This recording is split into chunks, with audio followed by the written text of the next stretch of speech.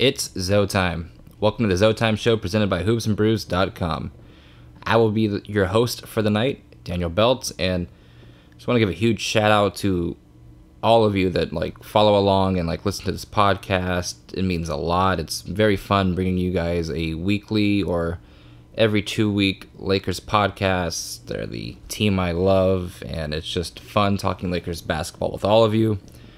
For all of you that listen on the Nothing But Net station on Dash Radio, thank you for listening along. And for all those that have been following along on SoundCloud or Apple Podcasts, thanks for sticking with this for the dog days of summer. I know it's been tough to kind of come up with things to talk about since there's no basketball. It's been, 5 months now without the Lakers being on an actual court. So we basically survived the summer. There's only less than 30 days until preseason starts.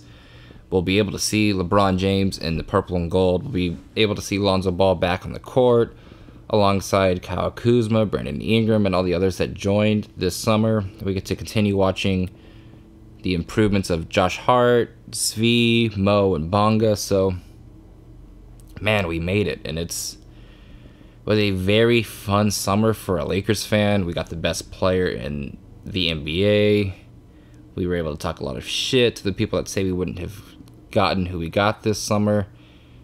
And man, it's time the Lakers get back to the playoffs, and that's what's going to happen next season. So, it's almost time, man. And just very quickly, if you haven't done so, go follow ZoTime Podcast on Twitter, as well as go follow that on SoundCloud and Apple Podcasts. Follow Hoops and Brews as well on all of the same platforms. And please tell ESPN to stop stealing their ideas and their thoughts from Hoops and Brews. This past weekend, if you guys followed along Hoops and Brews' Twitter feed, you would have seen kind of the Klay Thompson versus Kawhi takes start to happen. And it happened the entire weekend. Fast forward to Monday, the first thing that we all woke up to was Stephen A. saying, hey, I'll take Klay Thompson over Kawhi Leonard on the Lakers this upcoming season. And, I mean, just wild. Klay Thompson never gets any love on any of the major platforms on anything. And Hoops and Brews just comes up with this idea, and it's from TPJ, who is a Warriors fan, says, you know what, give me Klay over Kawhi. And a lot of us thought it was a wild take, but next thing you know, ESPN's running with it. So it's just tell them to stop stealing from others and just come up with their own ideas, because this isn't the first time I've noticed this, or the people from Hoops and Brews have noticed this. We've seen it happen a while. It's just today was the first day that you can actually say it happened, because outside of 2 days in Klay Thompson's career, when the hell has a national TV given him more than 20 minutes of appreciation? Outside of Game 6 versus the Thunder, and outside of the time he put up 60 points on 9 dribbles, nobody talks about Klay Thompson. Then all of a sudden Hoops and Brews does, and then you see 4 or 5 segments about Klay Thompson, and you're like, whoa, where the fuck did that come from? And then you understand where and why, and just tell them to stop stealing, or if they want to, just pay Hoops and Brews for their ideas. They can come up with these topics for you. And it obviously works, because mainly during the summer, the networks just talk about the same thing over and over and over again until the point where you get tired of it, to where you want to see a different discussion happen on the timeline, which Hoops and Brews provides you and ESPN steals from. So if they don't want to steal from someone, just get their ideas from them directly, pay them. That's it. Just pay the people from Hoops and Brews. Anyways, for a random week in September, we sure have a lot to talk about on this episode, and it's kind of like a closing chapter in the past Lakers teams. There's almost no one left from the 2015 Los Angeles Lakers, and there's only 2 players now that are going to be on the 2016 Lakers roster, and that is Brandon Ingram and Ivica Zubac. So that's 2 out of 15 players were here 2 years ago, which is just wild. But it also makes sense because we were terrible 3 years ago, so why keep the majority of those players from a terrible team if you want to get better? And man, the disaster that was the summer of 2016, 2016 was a terrible year. Like, that was the year Trump got elected, that was the year the Lakers signed Luol Deng and Timofey Mozgov. That was the year Peyton Manning retired, I believe, and my Broncos became a laughingstock at the quarterback position. Trying to think what else happened in the year of 2016, but man, the Lakers gave some horrible contracts to, I mean, I'm not going to say they're not deserving players because Luol Deng and Timofey Mozgov have had a successful NBA career for the both of them, but man, the disaster that was the summer of 2016, when the Lakers spent money like a drunk at a casino, which is the perfect way to describe Jim Buss, has been corrected. Like, we do not have any of those lingering cap issues anymore. Luol Deng has been bought out, waived, and stretched, and honestly, like, I'm surprised he wasn't traded, because I thought the Lakers were going to want him to get fully off of their books, but the way they did it is wizardry at its finest, and they did the best they could without giving up anything. And I will talk more about this later on in the show, as well as just like summarizing the summer of 2016, because it could have been a lot worse, Laker fans. We could have been in hell. Like, we could basically be the Charlotte Hornets right now, without a positive future, without the best player in basketball, without cap space for next summer, without promising youth. Like, it could have gone one or two ways. Actually, it could have gone a lot of ways, but the amount of ways where it became positive was very slim. And it's nice to see that our front office was capable of getting out of disaster and blossoming it into this beautiful looking flower, which is the Lakers organization right now. Like, every single thing just looks perfect. And man, for all those Laker fans that dissed Magic Johnson, that made fun of him for the whole HIV, especially like Anthony Irwin, who talked a lot of shit about Magic's ability to run the team when they traded D'Angelo Russell, can everyone just like apologize to Magic in the front office now? Because, I mean, like 100% apologize, and just admit that you have shit for brains, because you guys were ruthless when Magic traded D'Lo for a player that, we won 17 games when he was here? And, like, I don't want to put it all on D'Angelo. Yes, we were trying to tank, but, like, the player didn't even win, like, 20-ish games for us. Why did we feel like this player was going to be our savior? When a guy who is a 5-time Laker champion, who turned around the Dodgers as quick as he did, like, why did we just not trust his vision when he had the best basketball vision in the league when he played? Like, why was it, hey, let's hate on Magic and give D'Angelo, like, this pedestal that we put him on? Like, I just don't understand that line of thinking, and I just want everyone to 100% apologize. Just admit that you were wrong for doubting the great Magic Johnson, and just get on with it. Like, that's all we need to see, because when people have bad basketball takes, they never want to apologize or admit they're wrong. Like, they never want to say they were wrong at that time. They say, well, yeah, but. No, there is no buts. You were wrong. You were 100% wrong. Compared to what we were then and what we are now is basically, if you know the Red Woman in Game of Thrones, what we look like now is what she has when she has her necklace on. What we look like with Mitch and Jim is what we look like when she took it off. And that is the best way to explain the two scenarios.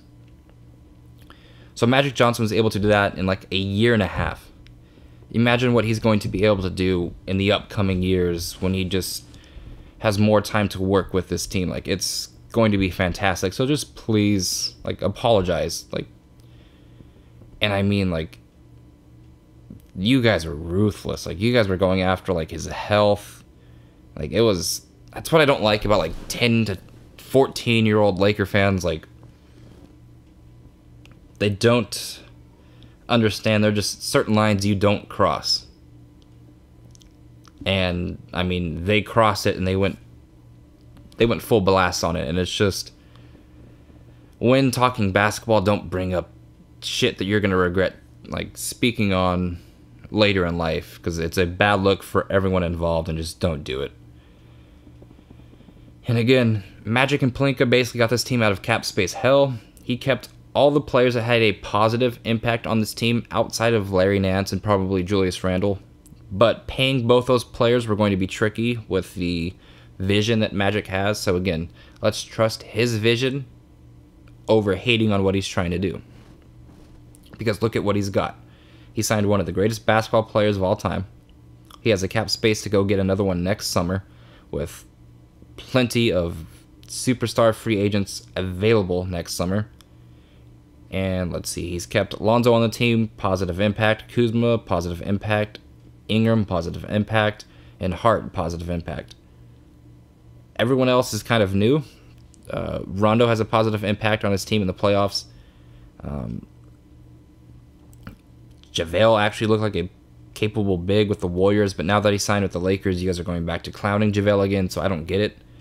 Once people put on the purple and gold, they're all of a sudden a joke, and I just don't get it. And then who else? We signed Michael Beasley, who, I mean, played pretty well for the New York Knicks last year, so. And the best thing about the majority of those players that I just mentioned, the young players are on their rookie contracts still, very cheap. LeBron, we have him for 3 to 4 years, great. And all those other players I mentioned are on 1-year deals that are going to expire next summer. So we will have that cap space to go get another max free agent. So it's perfect. The Lakers know what they have right now, and they know what they're working towards, and they're going to put together this contending team this year that's only going to get better next year. And, like, I just don't think we give enough credit to Mitch, Jim, and Jeanie. Like, or not. I don't think we. It's not. I don't think we. Let's not put Mitch, Jim, and Jeanie together in a sentence, because Jeanie is obviously not in that position. But I don't think Laker fans understand the situation that Mitch and Jim put us in. Like, I just don't think you guys fully, like, understand where we were 2 years ago. Like, I thought this franchise would have been crippled to at least the summer of 2020. And that's the summer in which the deals for Luol Deng and Timothy Mozgov would have expired.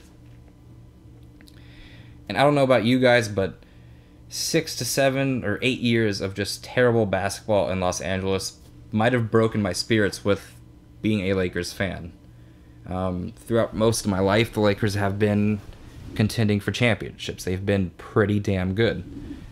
And I don't know, 8 years of them being shit, it would have been hard to continue to support them, but Magic and Pelinka and Jeanie said, no, we're not going to be shit until 2020.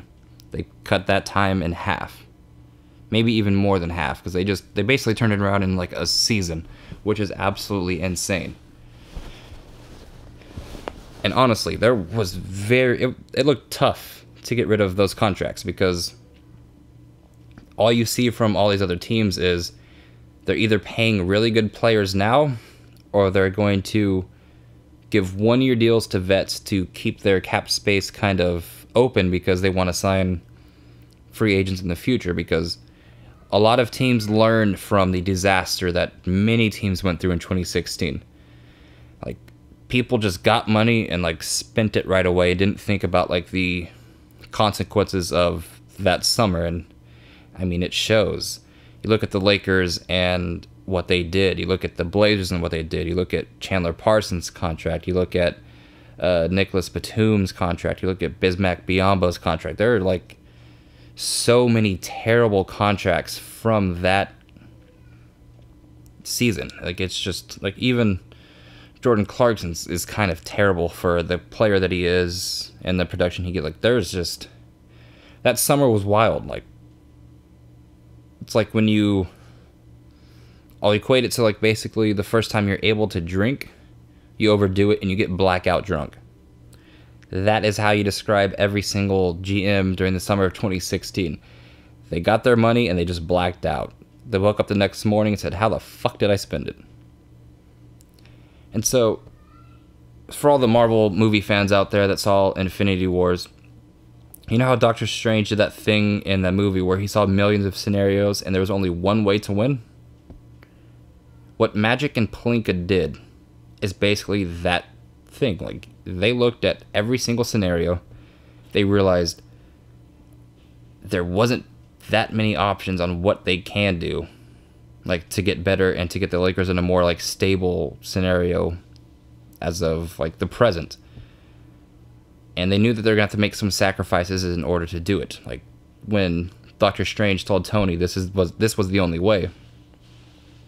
When Magic and Pelinka traded D'Lo, when Magic and Pelinka traded Nance and Clarkson, they cut their losses on two players that were Los Angeles Lakers for at least 1 or 2 years, and they just said, hey, we got to cut our losses to get to where we need to go. We need a salary dump D'Lo with Mozgov. We got to fool the Cavs into thinking Jordan Clarkson was going to be this great addition for their team, while Larry Nance probably was.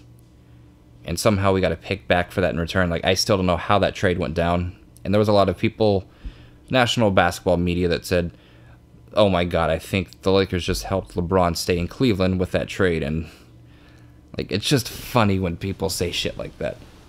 And just, like, it is what it is. But man, like, this was the only scenario in which I believe it could have happened. And the scenarios needed to be perfect. The Nets had money to blow because they missed on free agency and they don't have their draft picks, so they're going to take whatever they can to have some youth talent. That's D'Angelo. So we traded them Timofey and D'Lo for Brook Lopez and a 27th pick. Brook Lopez was on an expiring. The Nets realized he was no longer in their best interest for their future. And hey, it worked out exactly how Magic and Pelinka and Jeanie visioned it. And, like, I can talk about this, like, front office and what they've done in the summer of 2016 for a while, because, like, we just don't know how bad it could have been. And I'm just so happy that it just worked out to this amazing thing. Like, I cannot believe we are in the situation we are in. Not only did we reach the light at the end of the tunnel, we reached it way sooner than I expected. And the destination was way better than what you thought it was going to be.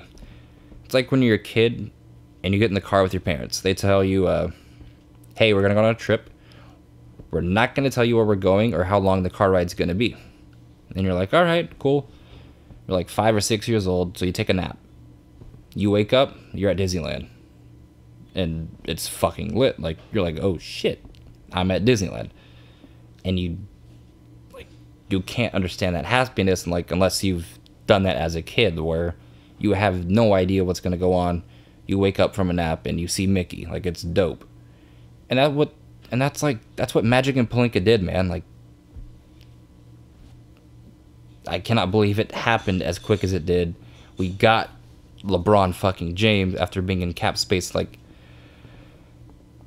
Magic and Pelinka turned Luol Deng and Timofey Mozgov into, like, LeBron James, Kyle Kuzma, and Josh Hart. Like, it's absolutely, like, insanity, like, what they are able to pull off. And, like, again, like, I'm just going to, like, this is going to be the Magic, Pelinka, and Jeanie just appreciation, like, podcast. Like, this could have been so terrible. And Magic is Magic. You put that man in any scenario, and I will bet everything I have on him to be victorious. Let's look at his college life. Michigan State, champion. NBA, 5 titles. Even his health battle, he lived a lot longer than many expected. Like, rewatch all of the, like, 90s 30 for 30s on Magic Johnson. Rewatch the Magic and Bird courtship of rivals and all this stuff, and, like, people thought Magic was going to die, and, like, die instantly. And not only did he not die, he lived a lot longer than many expected. He also got into NBA shape and played very well at the 92 Olympics after many players were afraid to play with him because of the whole blood thing, which was proven to, like, be false. But I mean, we're all idiots at times, so I'm not going to blame those players for thinking that way, but, I mean, you guys were wrong. Then also, Magic took over the Dodgers, and even though they haven't won a championship, they are definitely better now than they were before he took over. Like, I've lived in California for the majority of my life. I don't remember the Dodgers being this good for this long. Like, growing up, they sucked. Like, from the age of, like, 6 to 18, the Dodgers were terrible. Like, they never got to the World Series. They never even got to, like, the game or the series before. Like, they were fucking terrible. Magic comes in, boom. They get the star players. They have Kershaw. They trade for others. Like, it just, there's something about Magic to where once he takes over, the level of excellence that franchise wants just increases. And it's beautiful because as a Laker fan, like, we see championships in the near future, and we see it for a long time, as long as Magic, Jeanie, and Pelinka stick together. And, like, there is no doubt in my mind that we will win a ring with those three as at the head of the table. Like, they are the three-headed monster. Like, they each bring something that the other doesn't have, and they work very well together. Magic Johnson has that charisma. Pelinka has, like, that business savvy. He was a former agent. He knows what it's like to work with players. Magic was a player. He knows how to charm people. He knows, like, the ins and outs of the actual basketball game. Pelinka knows the business side, family side. Like, if you follow along with Kobe in his interview with Rich Eisen, as a sport agent, I didn't realize the amount of work they put into with, like, the family side. Like, Kobe said when he was away, Pelinka would go trick-or-treating with Kobe's kids. Like, that's dope. Like, as a sports agent, Pelinka understands appealing to the player's personal life while Magic appeals to their NBA life. And Jeanie Buss does both. Like, Jeanie Buss is probably, like, my favorite owner of any team in any sport. She's dope as hell. Like, she's funny. She's going to be working in, I think, movie production with Jason Momoa, who's Khal Drogo from Game of Thrones, and he's in Aquaman. And it's just, dude, Jeannie's dope. Like, and if you have all three of those, where Jeanie connects with the player's personal side, business side, entertainment side, she's the spitting image of her father. And if we have those three, like, we're not going to fail. Like, we are going to be champions in the very, very, very near future. And it's just cool to have, like, that big three. Watching them work well with each other. And they also get along very well with Luke Walton. Jeanie Buss does, like, again, she puts her neck out for Luke Walton all the time. She says all these, like, encouraging things about Luke Walton as a coach, because for whatever reason, when LeBron comes to a team, they think the head coach is getting fired. And Jeanie Buss has been very supportive of Luke Walton. So it's like, I'm telling you, Jeanie knows exactly which buttons to push, and it's just dope. Like, I cannot believe that after going through Mitch and Jim, and it's basically just Jim Buss, who was terrible, and he kind of, like, put this whole stain on the organization. Just going through those 5 to 6 years after Kobe tore his Achilles, like, I wasn't used to the Lakers having bad management. Like, we had the late, great Dr. Jerry Buss, and, like, us Laker fans were spoiled. Like, we had him, we had Pat Riley, and then we had Mitch Kupchak, who was very good at his job until the Jim Buss experience. And again, so, like, we were accustomed to people that are very talented at their job doing whatever it takes to get the Lakers at the finals appearances, which they normally get, and championship winning teams, which they normally do. So it's just, like, okay, so for my soccer watching followers, what I think of Magic, Jeanie, and Pelinka is what I thought Neymar, Messi, and Suarez were going to do for a long time. When those three got together, they dominated. Suarez was a striker, the finisher. Neymar was the beautiful attacking wing who had all these, like, skills and tricks. And Messi had like the combination of both. And I thought they were going to dominate for a long time, and they did for their short span of being teammates. And that's just how I equate what Magic, Pelinka, and Jeanie are doing. It's like watching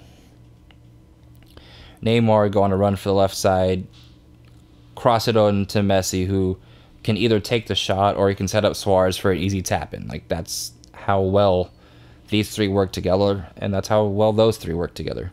So it's just beautiful, man. And as a lifelong Lakers fan, I've been here since we used to believe Mitch had that magic wand, and when the front office works very well together, it normally trickles down after that. And it's only a matter of time before we see the results. Honestly, if you want to use an example, use the Warriors. And their light years front office like people. They came into a situation where I don't know if they were sure on what to do with Steph because of his ankle injury. And like they figured that out right away, and then figured out their cap, figured out their players. They drafted well. They signed perfect pieces for their team, and you hear nothing shady, nothing wrong. The Warriors always seem to push the right button with who to get in free agency, so that's the mold, and I believe the Lakers are copying that mold and making it work as well. So, just like the random Lakers stat of the day to start us off and get us into this next topic. Lakers paid Luol Deng and Timothy Mozgov a combined $136 million.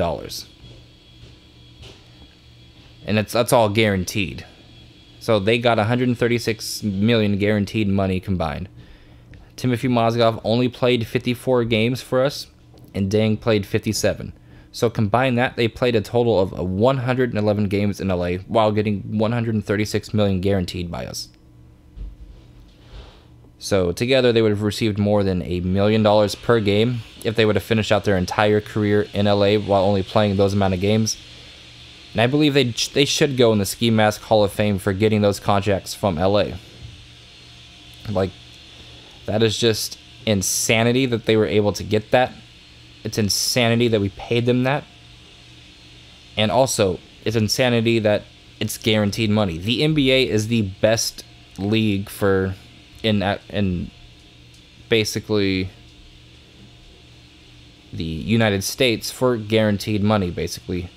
Outside of baseball, but like I haven't seen the average Joe get the same amount of money that average Joes get in the NBA. Like Chandler Parsons got 4 years, 96. I haven't seen a baseball player get that kind of money that's as average as Chandler Parsons.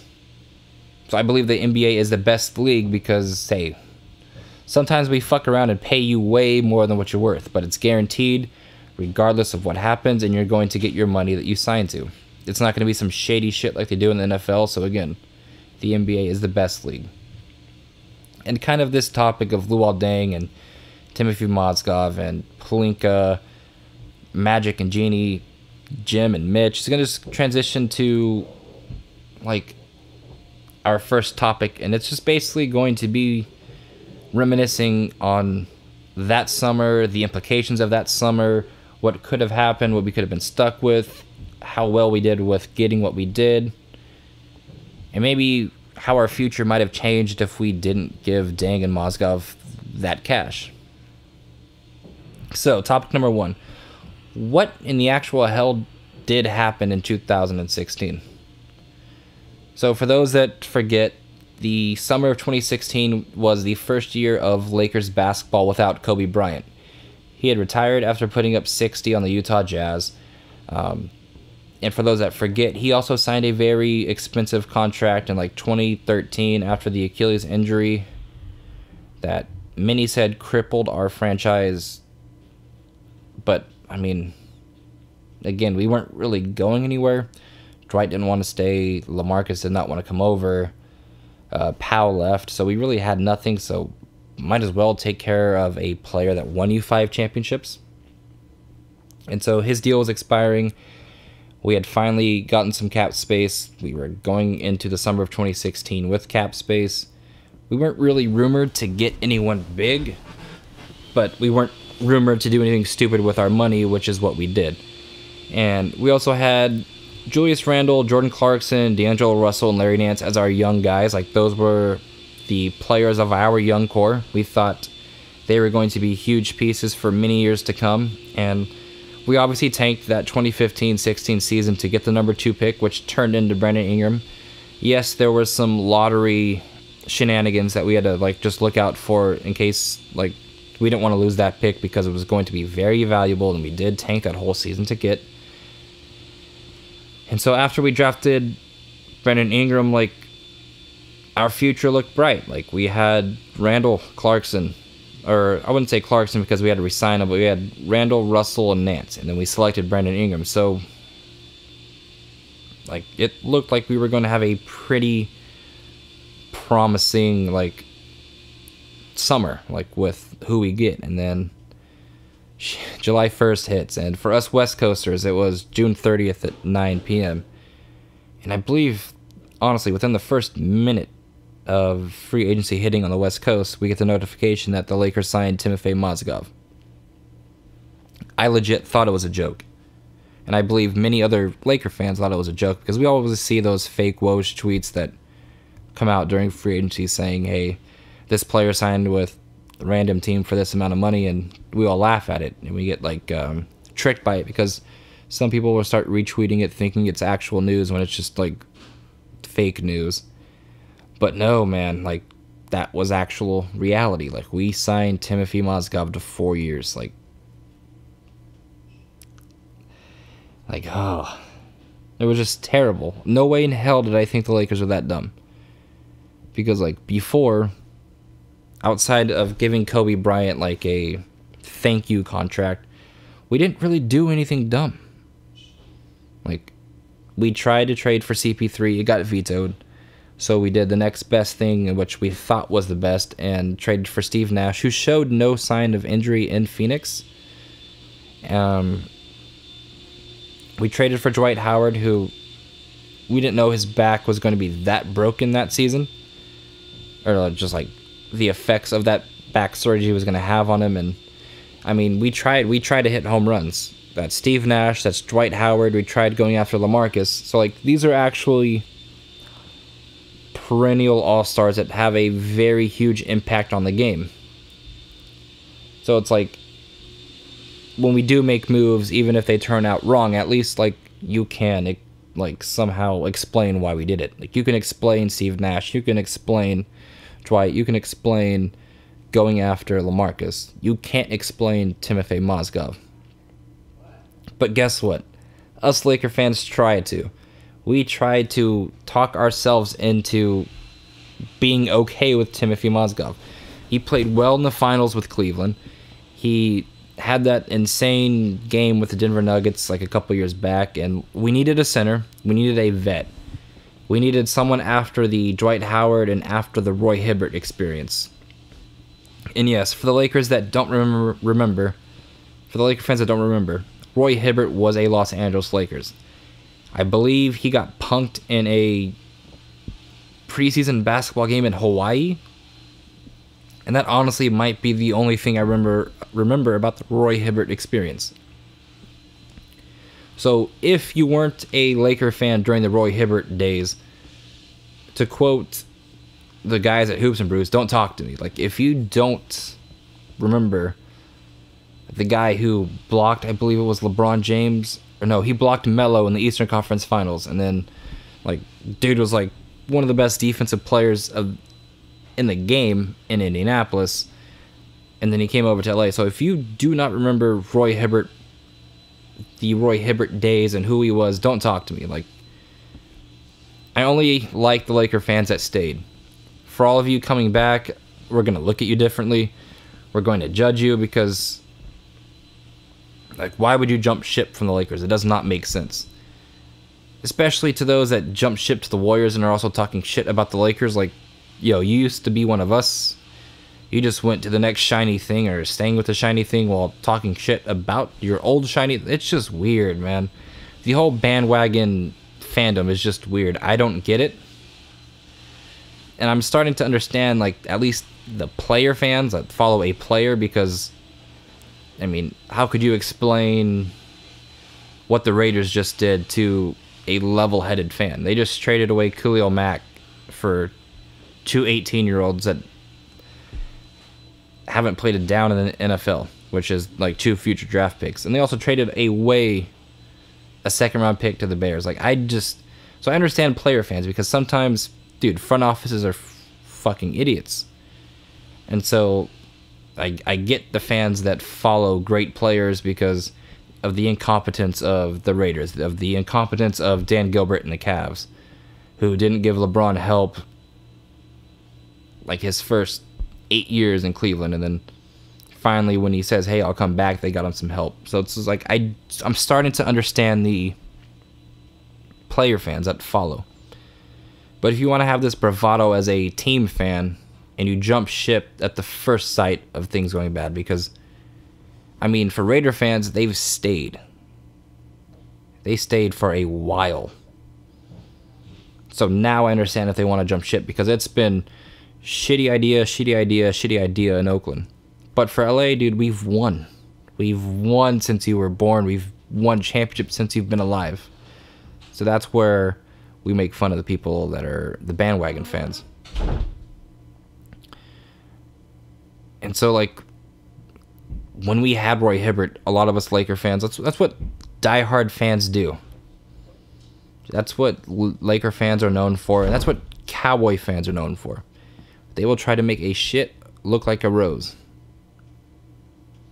And that's like the beauty of loyal fans. Like, sometimes we let our heart win over our mind, and we start speaking on that. But hey, I'm not saying Laker fans are Cowboy fans, because the Lakers have a little, I wouldn't even say a little bit, they have a lot more of a loyal fan base. They have a lot more of a smarter fan base, and they just have a better overall franchise, because the Lakers have at least won something since Clinton was in office. So we're allowed to talk a little bit more shit, even though we haven't made the playoffs in 5 years. I don't understand the Cowboy fans that talk a lot of shit when the last championship they won was during the Bill Clinton days. So let's leave it at that. And so again, let's just get back into the 2016 free agency like mindset. Kevin Durant was a free agent. Hassan Whiteside, who was actually good at basketball in the summer of 2016, was a free agent. Bradley Beal, who was a promising shooting guard, was a free agent. DeMar DeRozan, who was from Compton, was a free agent. Nicholas Batum, who always seemed to be like a good small forward on a winning team, was a free agent, who also didn't go through the amount of minutes that Luol Deng went through, was a free agent. Andre Drummond, who looked like a very promising center at the time, was a free agent. Al Horford, who is a Hall of Famer, was a free agent. Chandler Parsons was a free agent. Eric Gordon was a free agent. And Powell, two-time champion with the Lakers, Gasol, was a free agent. So there was a ton of talent in that summer class. And like, people were eager to spend money.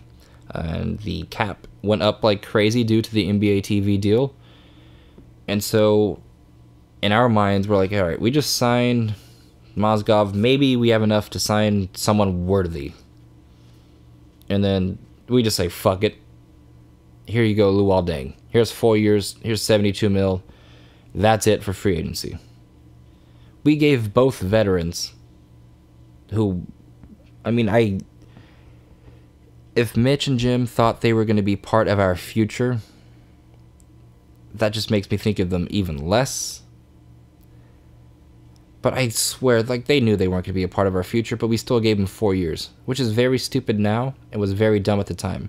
You give vets 1 year deals worth a lot of money to join and mentor. You never give 4 year deals to vets. Like, that's just preposterous. Unless they're on the men deal, like $1, $2, $3 million, fine. Anything north of 10, no thank you. But what did us Laker fans do? We tried to make that shit look like gold again. We talked ourselves into saying, hey, we needed a mentor for Brandon Ingram. They play the same position. Luol Deng has always been about keeping his head down, playing through whatever, playing through insane injuries in the playoffs. He was a two-time All-Star. He played in the long playoff runs with the Bulls, played with the Heat in the playoffs. So we're like, all right, maybe it'll give time for Brandon Ingram to develop. We'll play Luol Deng, and no. It was just a disaster with both of those signings. So per year, after we decided to be idiots and sign those two guys, they were making a combined $34 million per year. What else did we do that year? We signed Jordan Clarkson to a 4-year, like 50-year deal. So those three players basically took up half of the cap for the Los Angeles Lakers. And when those three players are making up half the cap, your team sucks. So 2016 was a wild-ass summer. Like, we were just throwing out money like hotcakes and just not having a single care in the world, because many teams thought the cap space was going to just keep increasing year by year by a lot, so that these deals wouldn't look that bad. In the summer of 2017, players would get insane contracts like the summer of 2016, and so on and so on and so on. Like, they thought it was just going to keep happening when they realized the summer of 2016 might be documented as one of the worst times to like sign players, because 90% of the contracts that were signed that summer were terrible for each franchise. Outside of Kevin Durant and maybe Bradley Beal, the rest fucking sucked. And I can't wait for like there to be a 30 for 30 on the summer of 2016 NBA free agency signing, because that needs to happen. Like, that was one of the wildest summers that I can remember. And then you fast forward to the start of the season, and after watching Mozgov and Deng play, many Laker fans realized, oh shit, we're in hell. We have no end in sight. We're going to be terrible. We won like 17 games the year before, and like, we weren't going to make the playoffs for a while. And it's not fun, especially when you are rebuilding with young players. Like, the Blazers are in salary cap hell, but at least they have Damian and CJ to get them to the playoffs to lose in the first round. Like, at least they are above 500. At least they have playoff basketball. We were a lottery tanking team that invested way too much money and years into players that we knew weren't going to be around for our future. So it's like Mitch and Jim put us in a lose-lose situation, and I just don't understand why. I don't understand the thinking. Okay, if you sign one of them to 4 years, okay, but two, like, I just don't understand why they did both. And I mean, those two contracts led to the firings of Mitch and Jim, which was very messy because Jim is a part of the Buss family. There's a lot of like mean things said between the siblings. But I swear, once Jeanie took over, like, the sky looked a little bit different. Like, the clouds opened up a bit. There was a bit of sun. Like, we felt positive. You had that same feeling when Rudy T left, when that, what was the other name of that coach? But like, when Phil came back, you kind of had that like positivity. So when Jeanie took over, you had that same positivity. And I mean, the rest is history. We've had a very successful front office for the past year and a half. Like, every move they've made has basically been an A+. You look at the D'Angelo, Russell, and Timothy Mozgov trade. So he traded D'Lo, who has loads of talent but just can't put it together. Like, and I don't think he ever will. Hope he does for his sake, but not for his fans' sake, because they're childish as well. And we traded the contract of Timothy Mozgov for a 27th. What pick was it? Yeah, it was a 27th pick and Brook Lopez. A+ trade. Magic and Pelinka selected Lonzo Ball as the second pick of the draft. Perfect selection. We had the 28th pick from the Rockets within the Lou Will trade. I can't remember if that was Magic, but wouldn't be surprised if it was Magic and Rob who pulled that off when we traded Lou Will to the Rockets for a first rounder, because Lou was obviously a playoff player and could help a team, so we traded him away because we were obviously eliminated from the playoffs at that point. And we traded that Rockets pick back to 30th and like 34th to get Josh Hart and Thomas Bryant. So we took Kuz, Lonzo, and Hart, the first draft of Magic Pelinka. Those three players will be Lakers for a long time. fast forward to after that, we trade Jordan Clarkson and Larry Nance for a first rounder, which turned into Mo Wagner. We also drafted Zvi and Bonga. We also signed LeBron James this summer. We also signed Rondo and the rest of the Suicide Squad this summer to one-year contracts, which they're able to realize which is the right way to sign vets instead of giving them 4-year deals. So it's like Magic, Pelinka, and Jeanie have just been masterminds with every move they make, and they always seem to be on the same page. They never seem to do something that the other wouldn't approve of, and I don't know if Magic knew he was getting LeBron in 2018. Like, I don't know if he knew it when he took the job, if he knew it this summer when he was saying, hey, if I don't get someone, I'll quit. But the way they moved, the way they handled themselves, the way they like just went about their business with signing KCP, who was a Clutch Sports client, like the way they just moved just looked better than all the other free agents or the other front offices. We don't have the Sixers disaster front office after firing the guy that drafted very well for him. Like, I still don't understand why the Sixers got rid of Sam Hinkie, like, and I'll never know. Then they also got rid of the Colangelos who took over after. Like, the Lakers have a very smart, cohesive, just great front office people, and I mean, the results speak for themselves. Every player I just listed the Lakers have taken or signed since Mitch and Jim were fired has made sense for the Lakers. They've all played a key role with getting them back to where we are now. We got to 30-plus wins for the first time in 5 years. We signed the best player in basketball.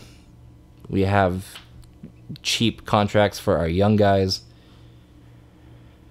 And I think a lot of us Laker fans take for granted the position we are in now and don't realize how dark it could have been. There is a alternate reality where Timothy Mozgov and Luol Deng are still on this team. They are entering their 3rd year as a Los Angeles Laker, probably getting minutes. Man, who knows? Maybe, I don't know, man. Like, it could have been dark. Maybe Byron Scott would still be here. Like, it could have been dark. Like, that whole time was just dark, man. And I'm just so thankful for us being at the end of the tunnel. Like, it's like sometimes when you know you're going to receive a great thing, it's wise to look upon the past and reflect, so you can see the good, the bad, and just like reflect on it and learn things from it. And I believe a lot of us Laker fans would learn a lot about how the NBA is ran, which ways to be successful, which ways to fail, what to do, what not to do, and all that other stuff. Just looking at the like blueprint since 2016 and the years before. And also, shout out Luol Deng. Like, I know I'm talking very positively about you getting bought out, but like, thank you for agreeing to the buyout. Thank you for letting us waive and stretch your contract. Thank you for giving us $7 million back. And thanks for not being Joakim Noah, who like made a lot of noise about being unhappy in New York. While this wasn't the situation you wanted to be in, Luol, you handled it like a pro. You didn't let your happiness rumors get into the public. You kept it personal. And now we're finding out that you had no plan to be a member of the Los Angeles Lakers in the year 2018. Like, you cleared out your locker room before like the young players worked out over the summer, or LeBron worked out over the summer. Like, it's been empty like this entire summer, like your locker. Just thanks for moving in silence and not causing this huge distraction. And also, the Lakers are very smart to wait until September 1st to buy out and stretch his contract, because it saves us 2 years, basically. If we would have done it before September 1st, we would have been paying Deng for the next 5 years at $7 million a year, instead of 3 years after this year at $5 million. Which is, if you're only giving Luol Deng $5 million a year, it's only like less than 5% of the cap. So like, we're going to be fine. Like, we came out of this position very unscathed. We came out of the Steve Nash trade very unscathed, to where we only gave up, what, the 10th pick this year? when it was going to be like 3 first rounders and we just kept fucking getting lucky with the lottery. Like, it could have been so dark, man. Like, whew. Like, that's what I say. Like, we take for granted. Like, we rolled the dice the past 6 or 7 years and just got lucky while going through the shit that we went through. And also, very surprised we didn't trade Luol Deng, because I thought the Lakers are going to want his contract off the entire books. But if you're only paying him $5 million for 3 years after the 2018-19 season, that's a cost we're very willing to pay. We don't lose any of our assets. We don't lose any of our draft picks. We don't lose any of the young core to get rid of them like we did with D'Lo and Mozgov. So, like, shit, man. Like, again, this is just perfect. Like, our front office is perfect. And they remind me of, if you watch Game of Thrones, they remind me of the Starks. They're wise, they're brave, fearless, compassionate. And they know they have all these enemies coming after them. But yet, they are very wise about it. They're like the Starks in like season 7, not Ned Stark in season 1, who was too trustworthy. I believe they know the ins and outs of the games now. They know the snake moves that people are going to try to use against them, and they just come out victorious, and it's beautiful to see. And since we have $38 million in cap space next summer, guess what? That means we have the max free agency spot for the summer of 2019. Guess who's a free agent in the summer of 2019? Hello, Klay Thompson. Come play for the team that your dad played for. Hello, Kawhi. Come home, and let's hope that thigh is healed. Yo, KD. If you join us, we will help you beat Steph Curry and tie him in rings. Jimmy Butler, you don't deserve what Karl Anthony Towns and Wiggins do for you. Like, you deserve a lot more. You deserve LeBron James. You don't deserve those two flawed players who can't play defense, and Wiggins basically can't play offense. So, Jimmy, KD, Kawhi, Klay, one out of the 4 of you, come join LeBron. Let's take down the Warriors, and let's get a ring. Let's get the Lakers to number 17. Let's tie the Celtics. And again, we are at an amazing place right now with the Lakers team. Great young players, the greatest player in the NBA, and then we also have some solid vets. We're also going to have cap space availability next season, and we also have our pick. So I'm going to say it right now. The Los Angeles Lakers are winning the 2020 NBA Finals. And that about wraps up our main topic of the day. Let me just get into a small topic before we wrap it up here, and that's Lonzo Ball is back on the court. This is the ZoTime podcast. You know who my favorite player is. My favorite player on this team is Lonzo Ball. Been following him since Chino Hills, and he's back on the court. His buddy Demo has been posting little IG snippets of Lonzo working out in the gym. And first off, glad to see Lonzo back on the court. Secondly, that knee looks like it's getting better. He's actually moving. He's shooting, and not just shooting on the floor. He's able to jump with it. And again, Laker fans, I'm not a shot doctor, but that shot does look different. We need Laker film room to do a piece on it when he gets better footage, because some of the camera angles have been very bad, but the shot looks more fluid. And I know this is a low bar for me to set, but for a lot of us that watched a lot of the videos from last year, there wasn't a lot of videos of Lonzo making a lot of shots in a row. From what Demo has posted and from what others have shown as well, Lonzo's making shots consistently in the gym, which I know it's a low bar, but we didn't see a lot of that last year, and we've seen at least 3 videos of this summer that he's making them, and he's working on what we all wanted him to work on. So I'm excited for him. I think he's going to have one hell of a season.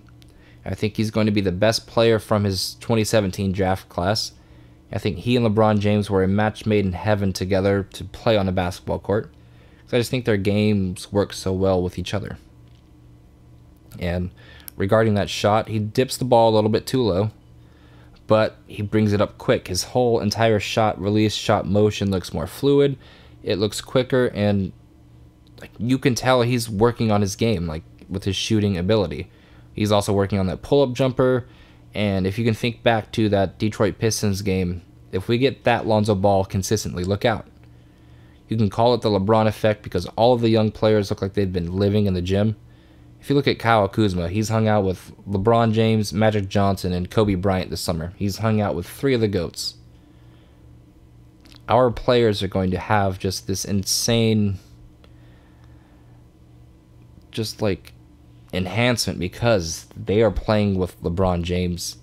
Their team is ran by Magic Johnson.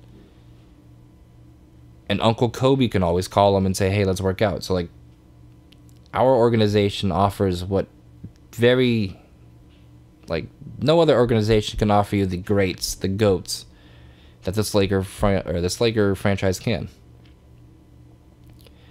And boy, am I so excited for September 30th to roll around, which is the first preseason NBA game for the Los Angeles Lakers of the 2018-19 season. And make sure you guys all go follow along at ZoTime Podcast on Twitter throughout the week. Talk basketball with me. Talk whatever you want. I've been your host, Daniel Beltz. We have less than a month away till preseason. And until the next time we speak, go Lakers.